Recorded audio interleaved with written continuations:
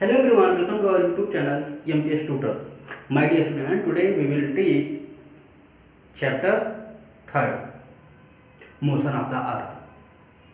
As you know what is a motion, today I will explain how many types of motion of the Earth, what is the effect of motion of the Earth, and many topics we will explain and clear your doubts, clear your problems. So let's start our chapter 3rd, motion of the earth. So dear students, you are seeing some points notes on board. So firstly we will explain rotation. मैंने आपसे कहा motion of the अर्थ, तो motion की यानी अर्थ की जो motion है बेटा वो टू टाइप्स के हैं. फर्स्ट है रोटेशन एंड सेकंड है रिवॉल्यूशन. बात समझ आ रही है? देखिए रोटेशन और रिवॉल्यूशन का बहुत फर्क पड़ता है अर्थ के मूवमेंट पे, है ना. ये दो मूवमेंट हमेशा होती रहती हैं, ऑलवेज, है ना, कभी रुकती नहीं है.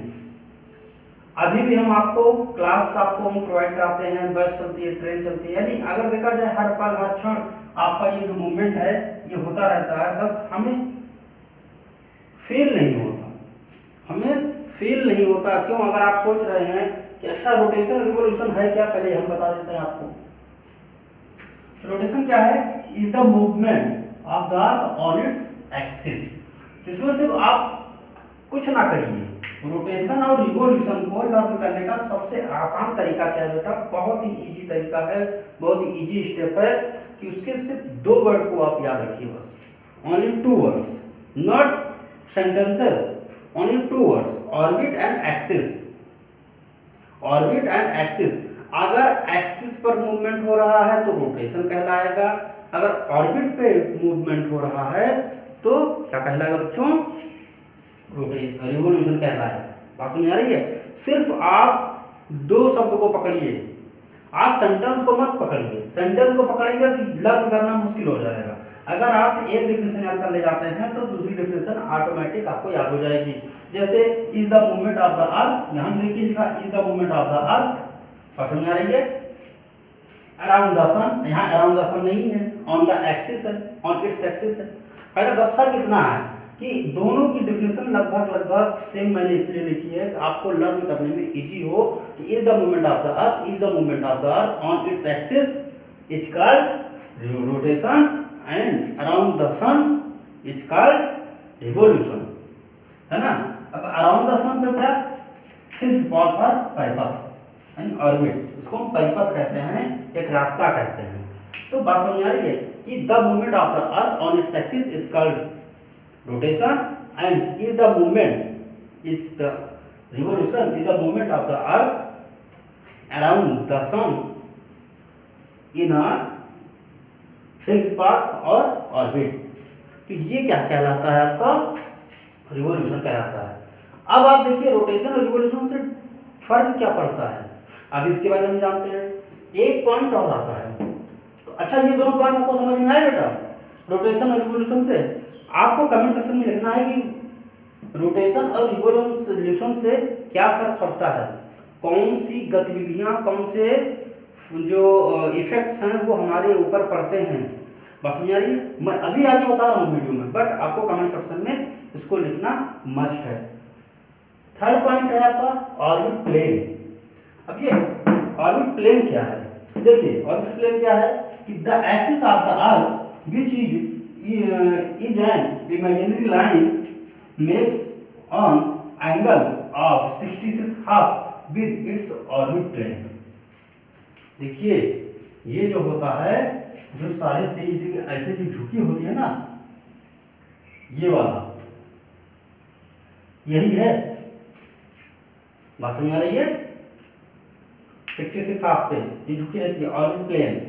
यही ऑर्बिट प्लेन जो अपनी धुरी पर झुकी रहती है 66.5 डिग्री वाला, इसी को कहा जाता है its axis of the earth which is an imaginary line. बेटा देखिए ये सारी ये लाइनें है ना, जितनी भी लाइनें हैं, मैंने आपको एक बार पहले भी बताया था, लैटिट्यूड,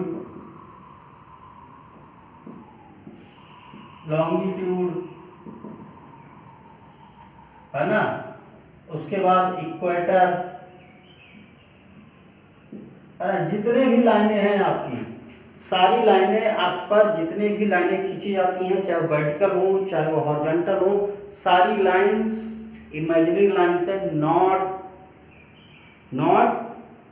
रियल, है ना, रियल लाइन नहीं है, ये इमेजिनरी लाइन है। सिर्फ ये हमारे जो स्टडी करने का जो तरीका है, जो हमारी स्टडी करने का जो रास्ता होता है, वे होता है, उसको ये इजी बनाता है। इससे हम आसानी से स्टडी कर सकते हैं, आसानी से चीज़ों को हम गेट कर सकते हैं। बात समझ आ रही है? तो ऑर्बिट प्लेन की बात हो गई, है ना, कि orbit plane the axis of the earth which is an imaginary line make an angle, जो 66.5 डिग्री का एंगल बनाती है विद ऑर्बिट प्लेन, है ना। ये ऑर्बिट प्लेन पर मिलकर क्या बनाती है, एक क्या नाम है, इमेजिनरी लाइन की वजह से 66.5 डिग्री का एंगल बनाती है। इसे को ऑर्बिट प्लेन कहा जाता है। ये एक्सिस होता है अर्थ का, है ना, इसी भी झुकी होती है, जो झुकी होती है इसको कहा जाता है ऑर्बिट प्लेन। हम नेक्स्ट पॉइंट में देखते हैं बेटा, मैंने अभी बात की थी रोटेशन की, देखते हैं रोटेशन से क्या होता है। रोटेशन, देखिए रोटेशन से इससे का जो इफेक्ट पड़ता है क्या होता है, डे एंड नाइट, है ना। सबसे बड़ा इफेक्ट ये है, first point, second point, complete in 24 hours, complete in 24 hours, है ना, 24 घंटे में कंप्लीट होता है ना। मूवमेंट कहाँ होता है, ऑन इट्स एक्सिस। बात समझ आ रही है? ये कुछ जो है, अच्छा रोटेशन जो है ये कैसे होता है, जो इसकी जो डायरेक्शन है, डायरेक्शन बस वही वेस्ट टू ईस्ट, चाहे आप रोटेशन की डायरेक्शन लें चाहे रिवोल्यूशन की डायरेक्शन लें, दोनों रहेगा आपका वेस्ट टू ईस्ट, है ना। ये कुछ पॉइंट्स हो गए, हम यहाँ देख लेते हैं बेटा, इसको आप क्या नोट कर सकते हैं, है ना। हम रिवोल्यूशन की बात कर लेते हैं बेटा, हम रिवोल्यूशन की बात कर लेते हैं। देखिए रिवोल्यूशन में क्या है, पहला पॉइंट क्या है बेटा, फर्स्ट पॉइंट है, इससे क्या होता है, सीजन चेंज होते हैं, बस समझ रही। सेकेंड पॉइंट क्या होता है, इसको कंप्लीट करने में 366 और 360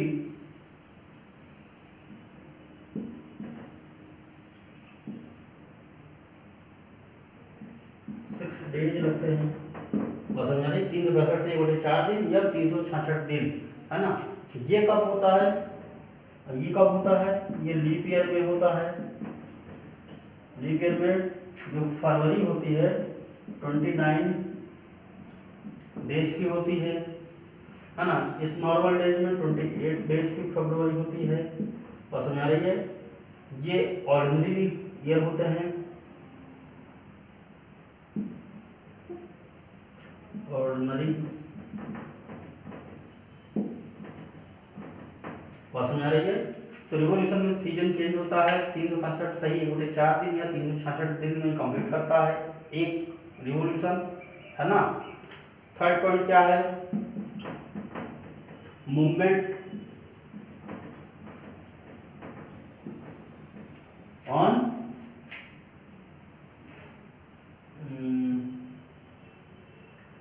अराउंड द सन, मूवमेंट, अच्छा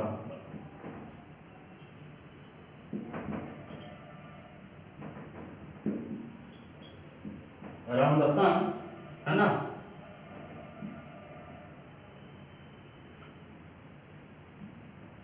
ऑन ए फिक्स्ड पाथ और ऑर्बिट, बात समझ आ रही है। और लास्ट है आपका डायरेक्शन, ये भी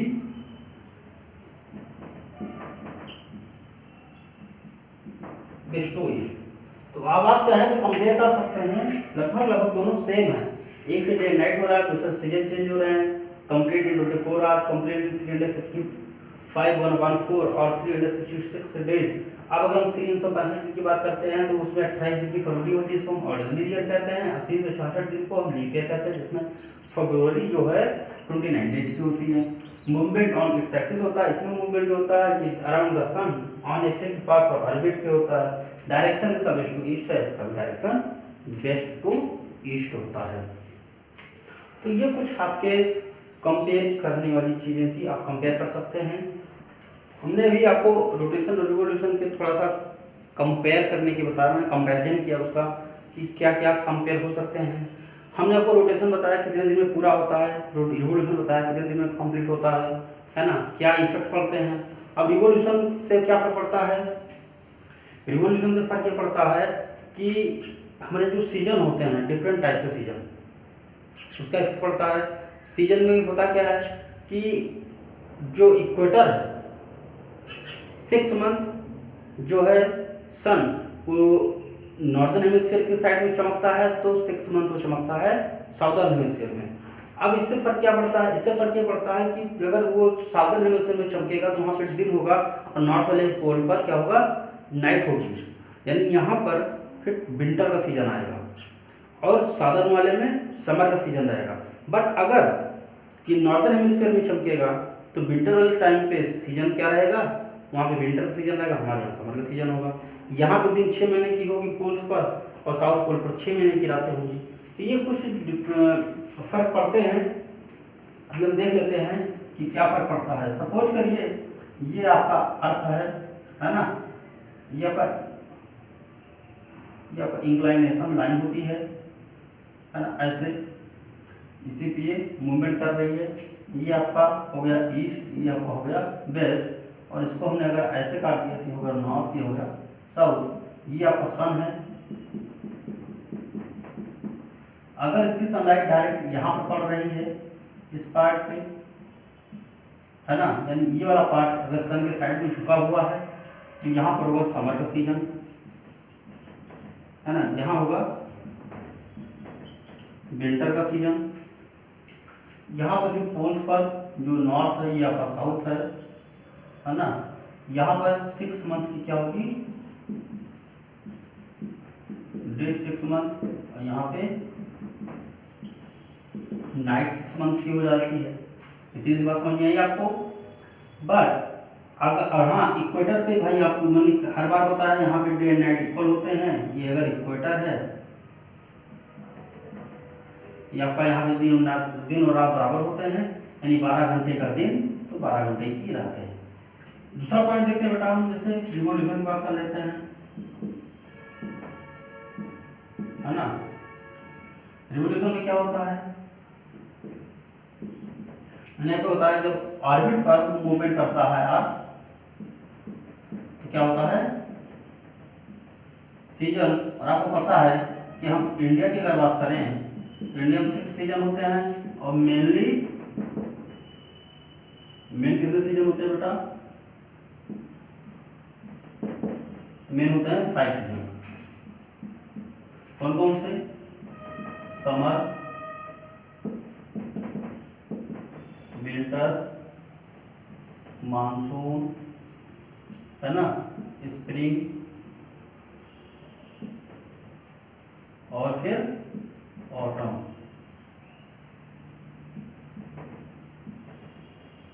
बस समझ रही है, ये आपके 5 सीजन हो गए। इंडिया में 5 तरह के सीजन पाए जाते हैं। अगर आप अदर कंट्री की बात करेंगे बेटा तो वहाँ पे सिर्फ 2 ही सीजन होते हैं, एक विंटर और समर तो शायद होता ही नहीं है।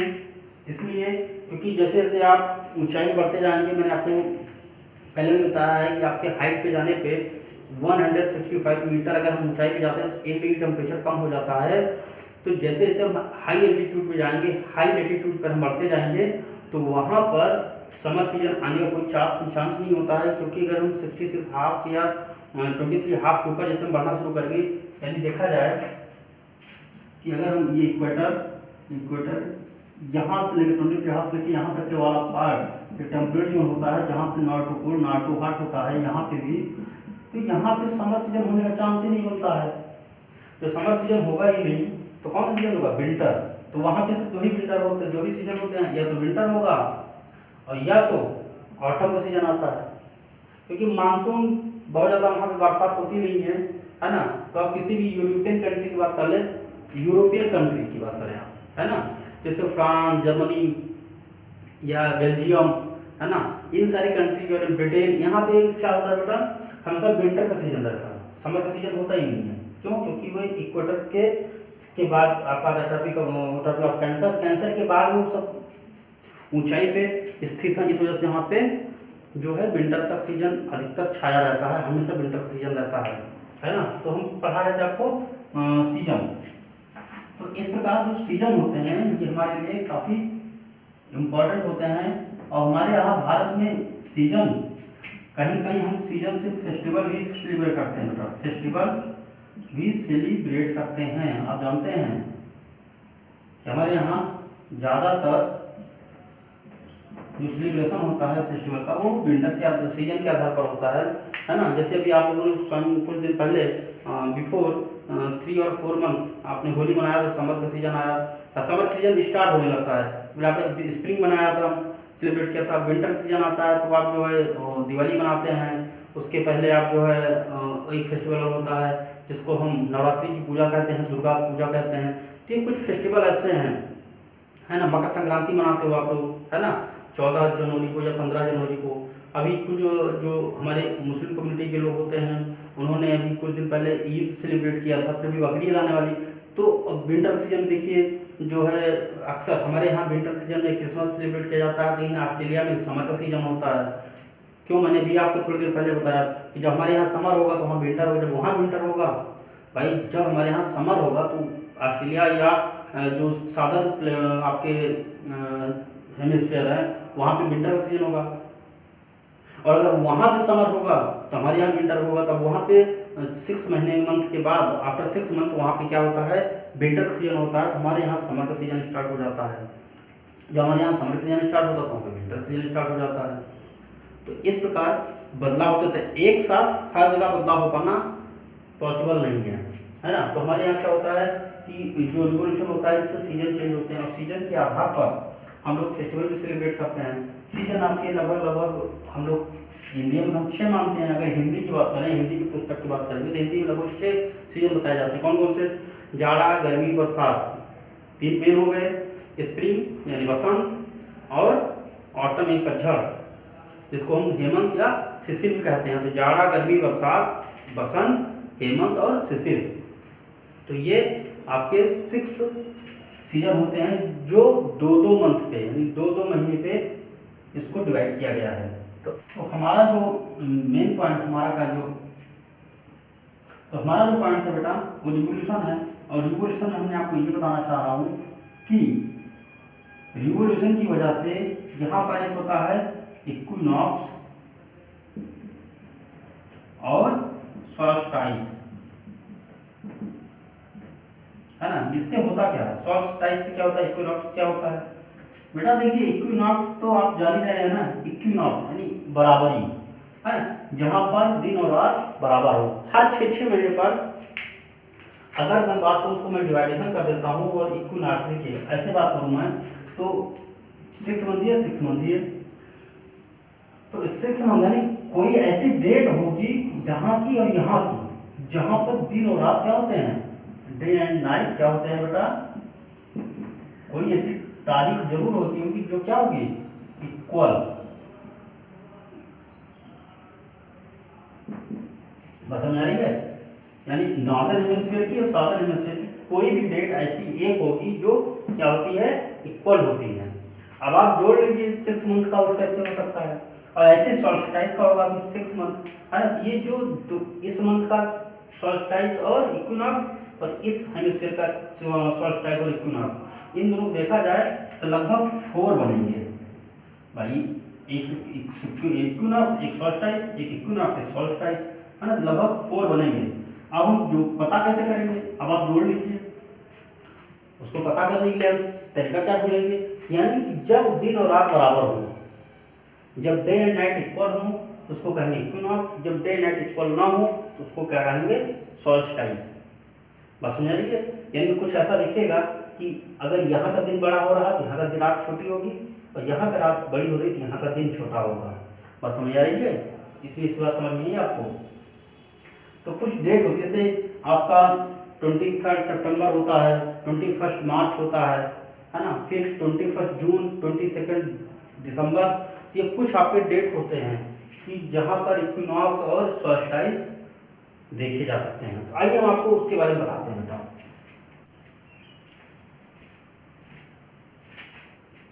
हाँ बच्चों, आप देख सकते हैं, मैंने थोड़ा सा फिगर ड्रॉ किया है। ये क्या है, आपका सीजन है, यानी देखा जाए तो formation off season, formation of कि सीजन कैसे बन रहा है और इसका जो रोटेशन है, रिवोल्यूशन है, वो किसके आधार पे हो रहा है। देखिए ये आपका सन है, बीच में आप देख सकते हैं सन क्या कर रहा है कि सनलाइट दे रहा है ना, ये सन रेज छोड़ रहा है। ये आप जहाँ देख रहे हैं, जहाँ डार्क है, ये क्या है आपका, ये विंटर का सीजन है, और जहाँ पे कुछ नहीं है वो आप समझ लीजिए समर का सीजन है ना, आप देख सकते हैं। तो हम यहाँ से शुरू करते हैं। तो देखिए अपन एनपी मतलब नॉर्थ पोल, इसकी मतलब होता है साउथ पोल। यहाँ स्प्रिंग का सीजन है, क्यों, हम यहाँ से स्टार्ट करते हैं, है ना, आप कहीं से भी स्टार्ट करेंगे पहुंचेंगे वहीं पर। सपोज करिए मैंने यहाँ, ये आपकी इंक्लाइनेशन, और जो इस तरह ड्रॉ की गई लाइन, ये साइड लाइन क्या कहलाती है, ये साइड लाइन आपकी लैटिट्यूड लाइन है ना। यहाँ से हम शुरू किए हैं अभी 21 मार्च को, देखिए पॉइंट नोट करते चलिएगा आप लोग बेटा, है ना। मैंने आपसे कहा था कि इक्विनॉक्स और सॉल्स्टाइस, ये इक्विनॉक्स होता है 21 मार्च को इक्विनॉक्स कहा जाता है, क्यों, क्योंकि दिन और रात बराबर होते हैं। सनलाइट क्या कर रही है, सनलाइट यहाँ से जा रही है ना, ये नॉर्थ पोल है जो डायरेक्शन में आपका वेस्ट टू ईस्ट डायरेक्शन में मूव कर रहा है ना। अभी क्या था यहाँ पर अभी स्प्रिंग का सीजन है ना, स्प्रिंग का सीजन है। फिर क्या होगा, तो मूवमेंट बदलेगा, अब नॉर्थ पोल पे क्या आ जाएगा, स्प्रिंग के बाद क्या था, समर का सीजन आता है ना। तो हमारे यहाँ क्या होगा, समर सीजन, ये मतलब होता है नॉर्दर्न हेमिस्फीयर, है ना, समर सीजन आ गया। बात समझ आ रही है, यहाँ भी पोल्स। अब देखिए, अगर अब जब यहाँ पर सीजन आ गया तो 21 जून आ जाएगा, यानी समर सीजन जब चलना शुरू हो जाएगा मार्च की, भाई हमारे यहाँ 21 मार्च है, मार्च के बाद अप्रैल, फिर मई, फिर जून, और जब जून आएगा तो यहाँ पर समर सॉल्स्टाइस स्टार्ट हो जाएगा। बात समझ आ रही बेटा, ठीक, क्यों, क्योंकि यहाँ पे दिन और रात फिर इक्वल नहीं होंगे, दिन कहीं बड़ा तो रात कहीं छोटी होगी, कहीं रात छोटी होगी कहीं दिन बड़ा होगा। अब देखिए, अब यहीं से फिर मूवमेंट शुरू हो जाएगा, झुकाव शुरू हो जाएगा। देखिए मैंने आपसे कहा था ना कि जो पार्ट सन के सामने होता है वहां पे क्या होता है, देखिए इस पार्ट सन के सामने है ना, बात समझ आ रही है, जहां जो पार्ट सन के सामने है वहां पर क्या है, दिन है, यानी वहां पर समर का सीजन है, जहां पर नहीं है वहां पे विंटर का सीजन है, सनलाइट नहीं पहुंच पा रही है। तो देखिए ये winter in the southern hemisphere, यहाँ पे विंटर क्या स्टार्ट हो गया, साउदर्न हेमिस्फीयर में विंटर स्टार्ट हो गया।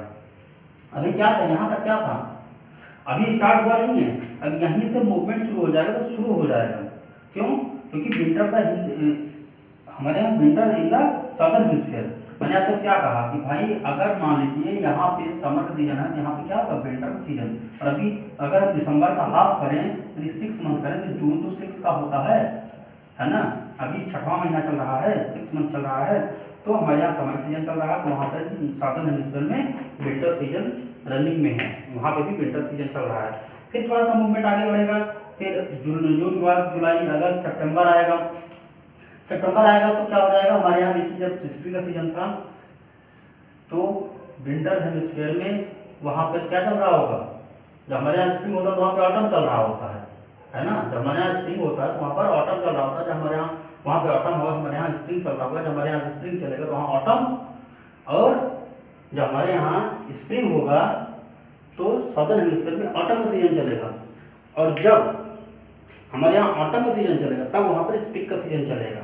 बात समझ आ रही है, तब देखिए क्योंकि हमारे यहाँ स्प्रिंग चल चुका है, ऑटम नहीं आया, अब हमारे यहाँ ऑटम आएगा, तो 23 हेमिस्फीयर में देखिए 23 सितंबर को क्या होता है, देखिए यहाँ ऑटम है, यहाँ पर स्प्रिंग है, भाई मतलब नहीं समझ में आ रहा है? ये देखो ऑटम नीचे लिखा है बेटा, और ये स्प्रिंग ऊपर लिखा है, तो हम नॉर्दर्न हेमिस्फीयर में है, तो नॉर्दर्न हेमिस्फीयर में अगर स्प्रिंग है तो साउदर्न हेमिस्फीयर में ऑटम चलेगा।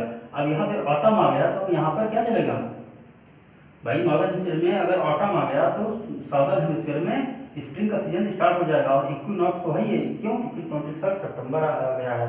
फिर हम आगे बढ़ते हैं, मूवमेंट हो रहा है ना सीजन। अब हम सितंबर पर आ गए, सितंबर, अक्टूबर, नवंबर, दिसंबर, है ना, दिसंबर आएगा। अब फिर देखिए, summer in the southern hemisphere और winter in the northern hemisphere. मैंने अभी आपसे कहा था कि जब हमारे यहाँ क्या नाम विंटर का सीजन होता है तो क्रिसमस हम लोग सेलिब्रेट करते हैं विंटर के सीजन में, और यहाँ पर क्या होता है? क्रिसमस समर के सीजन में सेलिब्रेट किया जाता है। ये आपका डाउट आई थिंक मुझे लगता है कि क्लियर हो गया होगा। देखिए 22 दिसंबर आएंगे, और 3 दिन बाद ही क्या वहाँ विंटर आ जाएगा? कहाँ विंटर आएगा भाई? तो क्योंकि देखिए यह नॉर्थ पोल है, साउथ पोल है, इसीलिए ये साउथ पोल लिखा है, और मैंने विंटर सॉल्स्टिस कहाँ लिखा है? ऊपर लिखा है, नीचे नहीं लिखा मैंने। बात समझ आ रही है? तो इतनी सी बात आपको समझ में आ जानी चाहिए। देखिए स्प्रिंग समर सीजन इन, जब हमारे यहाँ विंटर सीजन होगा तो वहाँ पे समर सीजन चलेगा।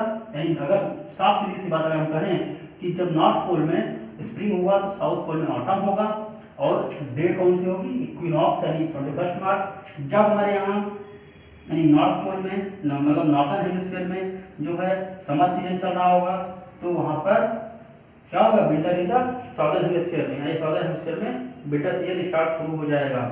और जो 21 जून होगा उस दिन क्या होता है? समर सॉल्स्टिस होता है। फिर हम बात करते हैं स्प्रिंग की। अगर हमारे यहाँ जो है ऑटम शुरू हो जाएगा कब? नॉर्दर्न हेमिस्फीयर में 23 सितंबर को, तब वहाँ पर स्प्रिंग का सीजन रन करेगा। और जब हम नॉर्दर्न हेमिस्फीयर में क्या होगा? विंटर स्टार्ट होगा, तो साउदर्न हेमिस्फीयर में समर का सीजन स्टार्ट होगा, और सॉल्स्टिस होगा 22 दिसंबर। तो इस प्रकार अब आपको समझ में आ जाना चाहिए कि इक्विनॉक्स के लिए इक्विनॉक्स क्या कब होगा? 21 मार्च और 23 सितंबर। और सॉल्स्टिस कब होगा? सॉल्स्टिस के लिए होना चाहिए आपका 21 जून और 22 दिसंबर। बात समझ आ रही है? ये 4 चीजें आप याद रखिए। इक्विनॉक्स कब होता है? 21 मार्च को देखिए यहाँ लिखा है, और इक्विनॉक्स कब होता है? 23 सितंबर, और 21 जून को लिखा है सॉल्स्टिस यानी समर सॉल्स्टिस, और विंटर सॉल्स्टिस होगा आपका 22 दिसंबर। तो बच्चों, आज मैंने आपको बताया कि रिवोल्यूशन से क्या इफेक्ट पड़ते हैं, रोटेशन से क्या फर्क पड़ता है, कैसे विंटर चेंज होता है, कैसे सीजन चेंज होते हैं, इक्विनॉक्स क्या है और सॉल्स्टिस क्या है।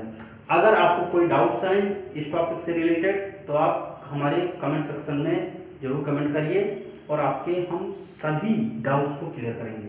और आप लोग एग्जाम्स के लिए प्रिपेयर होते रहिए, क्योंकि हम जितना टॉपिक्स पढ़ाए हैं उतने का ही टेस्ट लेंगे। अगर मैंने अभी तक आपको चैप्टर सेकंड पढ़ाया है तो चैप्टर सेकंड तक ही आपका टेस्ट लिया जाएगा, चैप्टर थर्ड आपके टेस्ट में नहीं आएगा। तो बच्चों, आज के लिए बस इतना ही, और थैंक यू सो मच। आप लोग पढ़ते रहिए, मस्त रहिए और स्वस्थ रहिए, और तैयारी एग्जाम की प्रिपरेशन अच्छे से करते रहिए। Thank you so much once again.